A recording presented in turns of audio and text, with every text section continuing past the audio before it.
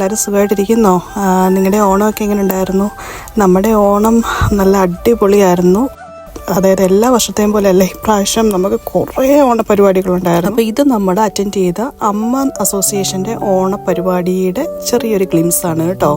എൻ്റെ അറിവിൽ അഡ്ലേഡിലെ ഏറ്റവും ബിഗസ്റ്റ് ഓണം സെലിബ്രേഷൻ എന്ന് പറയുന്നത് അമ്മ അസോസിയേഷൻ്റെ ഓണമാണ് കേട്ടോ. അമ്മ എന്ന് പറഞ്ഞാൽ ഇവിടെ അഡ്ലേഡ് മെട്രോപൊളിറ്റൻ മലയാളി അസോസിയേഷൻ. അപ്പോൾ ഈ ഓണപരിപാടിക്ക് വന്നു കഴിഞ്ഞാൽ ഇതിൻ്റെ ഏറ്റവും വലിയ ഹൈലൈറ്റ് എന്ന് വെച്ച് കഴിഞ്ഞാൽ നമ്മൾ ഇത്രയും മലയാളീസ് നമ്മളിവിടെ ഉണ്ടോ എന്ന് വിചാരിക്കും, അത്രത്തോളം ആളുകളുണ്ട്. പിന്നെ നമുക്ക് ഏറ്റവും എക്സൈറ്റിംഗ് എന്ന് പറഞ്ഞു കഴിഞ്ഞാൽ ഇപ്രാവശ്യം ഞങ്ങൾ ഫാമിലി ഓഫ് 5 ടുഗെദറായിട്ട് കുറേ നാളുകൾക്ക് ശേഷം, നിച്ചുകുട്ടൻ നാട്ടിലായിരുന്നു, അതൊക്കെ കഴിഞ്ഞ് നാട്ടിൽ നിന്ന് വന്ന് നമ്മൾ ഒരുമിച്ച് കുറച്ച് നാളുകൾക്ക് ശേഷം ഒരുമിച്ചാണ് എല്ലാവരും കൂടി ഒരു ഓണം സെലിബ്രേഷൻ. കയറിയപ്പോൾ തന്നെ നമ്മളെ വെൽക്കം ചെയ്തുകൊണ്ട് ഒരു വലിയ അത്തപ്പൂക്കളം ഉണ്ടായിരുന്നു കേട്ടോ.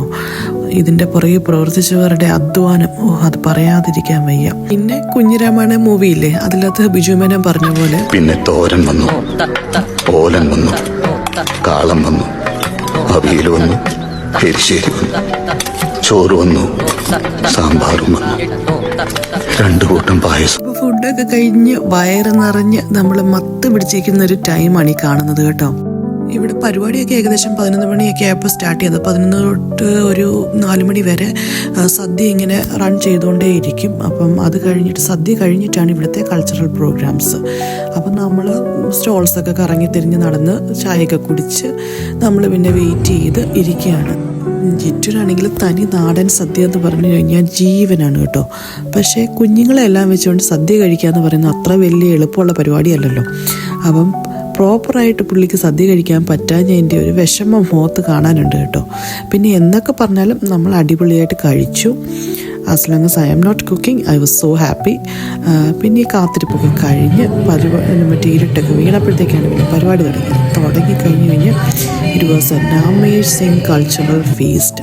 ഒരു ഡാൻസിന് പുറകെ അടുത്ത ഡാൻസായിട്ട് so professional dancers from different dance academies from Adelaide. Full വീഡിയോസായിട്ടൊന്നും അപ്ലോഡ് ചെയ്യുന്നില്ല, പിന്നെ കോപ്പിറൈറ്റ് ഇഷ്യൂ ഒക്കെ വരുമല്ലോ. അപ്പോൾ അതുകൊണ്ട് നമ്മൾ കട്ട് ചെയ്തും പിടിച്ചൊക്കെയാണ് ഇടുന്നത്. പക്ഷേ കുഞ്ഞിപ്പെണ്ണൊക്കെ ഇരുന്ന് ആസ്വദിച്ചു കേട്ടോ. നല്ല പെർഫോമൻസസ് ആയിരുന്നു.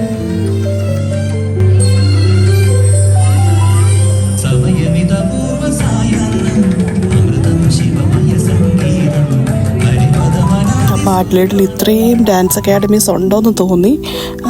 പിന്നെന്താ, അതൊരു നല്ല എക്സ്പീരിയൻസ് ആയിരുന്നു കേട്ടോ. കുഞ്ഞുങ്ങളുണ്ട്, വലിയവരുണ്ട്, എല്ലാവരുടെയും നല്ല അത്യുഗ്രൻ പെർഫോമൻസസ്. പിന്നെ ചെണ്ടമേളം, മാവേലി, അങ്ങനെ എല്ലാം കൂടി ശരിക്കും പറഞ്ഞ ഒരു പെർഫെക്റ്റ് ഓണം സെലിബ്രേഷൻ ആയിരുന്നു കേട്ടോ.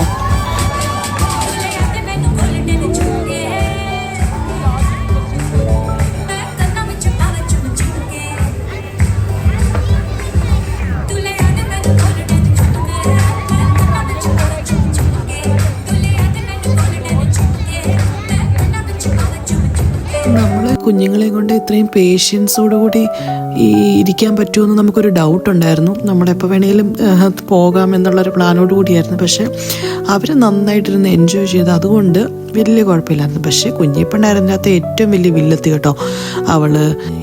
അവളെല്ലാവരുടെയും പുറകെ നടന്ന് എല്ലാവരെയും ശരിക്കും പറഞ്ഞു കഴിഞ്ഞാൽ അനോയ് ചെയ്യുവാണോ എന്ന് ചോദിച്ചാൽ ചെറിയ രീതിയിൽ അനോയ് ചെയ്തുകൊണ്ടേയിരുന്നു.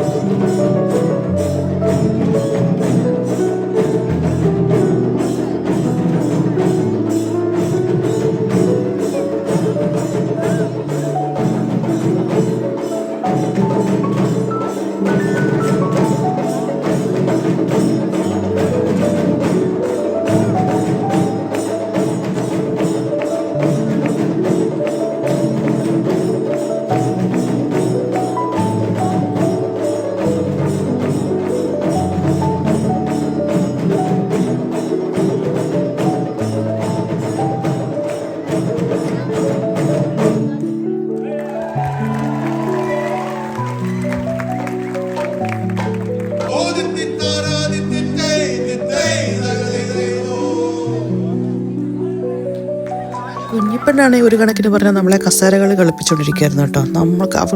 അവൾക്ക് എല്ലാ സീറ്റിലും ഇരിക്കണം, എല്ലാവരും എണീപ്പിച്ച് വിടണം. അങ്ങനെ നിച്ചുവിൻ്റെയൊക്കെ നന്നായിട്ട് ബോധർ ചെയ്യുന്നുണ്ടായിരുന്നു.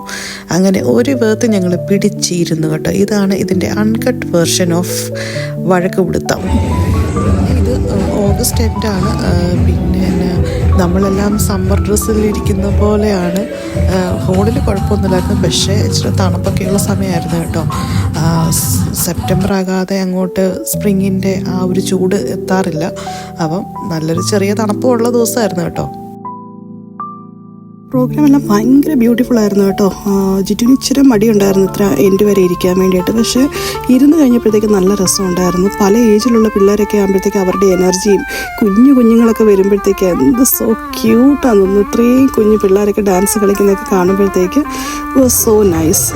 കുഞ്ഞു പെണ്ണ് എല്ലാവരും തന്നെ എൻഗേജ് ചെയ്തു എൻ്റർടൈൻഡുമായി കേട്ടോ. അപ്പം കുറച്ചൊക്കെ കഴിഞ്ഞപ്പോഴത്തേക്ക് അവർ ഡിസ്ട്രാക്റ്റഡ് ആയിട്ട് പിന്നെ പല ഇതിൽ അവരുടേതായിട്ടുള്ള ലോകത്തോട്ട് പോയപ്പോഴത്തേക്കും നമുക്ക് വലിയ കുഴപ്പമില്ലായിരുന്നു, നമുക്ക് ഇരിക്കാൻ കാണാം. അങ്ങനെ ഏറ്റവും അവസാനം ഇത് ഇൻ്റർനാഷണൽ സ്റ്റുഡൻസ് ഉണ്ട്, അവരുടെ പെർഫോമൻസും ഉണ്ടായിരുന്നു. അങ്ങനെയാണ് ഏറ്റവും അവസാനം പരിപാടി തീർന്നത്. Anyway that was a wonderful experience. നാട്ടിനല്ലെങ്കിലും നമുക്ക് നാടിനെ മിസ് ചെയ്യാത്ത രീതിയിൽ എല്ലാവരും, ഈ മലയാളികളെല്ലാവരും കൂടെ ഒരുമിച്ച് കൂടിയപ്പോഴത്തേക്ക് നമ്മൾ കേരളത്തിൽ തന്നെയാണെന്നുള്ളൊരു ഫീലിൽ നമുക്ക് ഓണം കൂടാൻ പറ്റി. അതായിരുന്നു ഇതിൻ്റെ ഏറ്റവും വലിയ പ്രത്യേകത. പിന്നെ നമ്മൾ സ്റ്റാർട്ടിങ്ങിൽ തന്നെ കുറച്ച് സ്റ്റോൾസിൽ നിന്നൊക്കെ നമ്മൾ ഫുഡ് വാങ്ങിച്ച് കഴിച്ചു എന്ന് പറഞ്ഞാൽ നമ്മൾ വലിയ കാര്യങ്ങളൊന്നും നമ്മൾ പർച്ചേസ് ഒന്നും ചെയ്തില്ല. കാര്യം ഇതെല്ലാം കൈ ക്യാരി ചെയ്തുകൊണ്ട് നിൽക്കണമല്ലോ എന്ന് വിചാരിച്ചു. അപ്പോൾ നമ്മൾ പരിപാടി കഴിഞ്ഞപ്പോഴത്തേക്ക് നമ്മൾ നോക്കി വെച്ച 1-2 സ്പോട്ട് ഉണ്ടായിരുന്നു. അപ്പോൾ അവിടെ വന്ന് നമ്മൾ ഫുഡും വാങ്ങിച്ചിട്ട് ഫുഡെന്ന് വെച്ച് കഴിഞ്ഞാൽ ഒന്ന് നമ്മൾ പാലാട്ടിൻ്റെ സ്റ്റോറിലോട്ടാണ് പോയത്. അപ്പോൾ അവിടെ ഇതുപോലെ നമ്മുടെ കറി പൗഡേഴ്സ്, സ്നാക്ക് ഐറ്റംസ്, അരി അങ്ങനെയുള്ള സാധനങ്ങളൊക്കെ ആയിരുന്നു കേട്ടോ. അപ്പോൾ നമ്മൾ കുറച്ച് അവിടുന്ന് നമ്മൾ പർച്ചേസ് ചെയ്തു.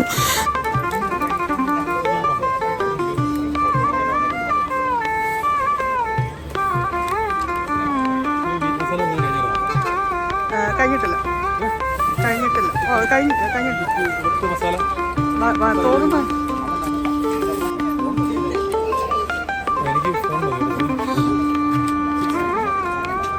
ഈ ഒരു സമയമായപ്പോഴത്തേക്ക് 7 മണി 7:30 ആയി കേട്ടോ.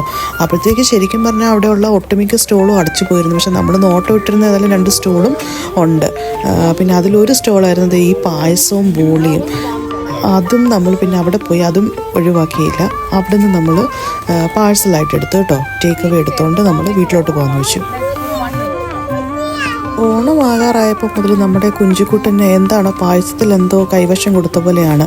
നമ്മളെ കൊണ്ട് ഇപ്പോൾ ഇടയ്ക്കിടയ്ക്ക് പായസം ഉണ്ടാക്കിപ്പിക്കും കേട്ടോ. അപ്പം എന്താണെങ്കിലും പായസം വാങ്ങിക്കാതെ നമുക്ക് വീട്ടിൽ പോകാൻ പറ്റുമല്ല എന്നുള്ള കാര്യം ഉറപ്പായിരുന്നുകൊണ്ടാണ് നമ്മൾ ഇവിടുന്ന് പായസമായിട്ട് പോയത്. വീട്ടിലെത്തിയപ്പോഴത്തേക്ക് ശരിക്കും പറഞ്ഞാൽ കുഞ്ഞിപ്പെണ്ണ് ഉറങ്ങിപ്പോയി. പക്ഷെ ബാക്കി എല്ലാവരും പായസത്തിന് വേണ്ടിയിട്ട് അപ്പോഴും കണ്ണും തുറന്നിരിപ്പുണ്ടായിരുന്നു. അങ്ങനെ നമ്മുടെ ഇവിടുത്തെ ഒരു ഗംഭീരമായ ഓണപരിപാടി കഴിഞ്ഞു. അപ്പോൾ ഇനി നമുക്ക് എങ്ങനെയാണ് അടുത്തൊരു വീഡിയോയിലൂടെ കാണാം അല്ലേ? എന്നാൽ കാണും വരെ ബൈ ആൻഡ് ടേക്ക് കെയർ.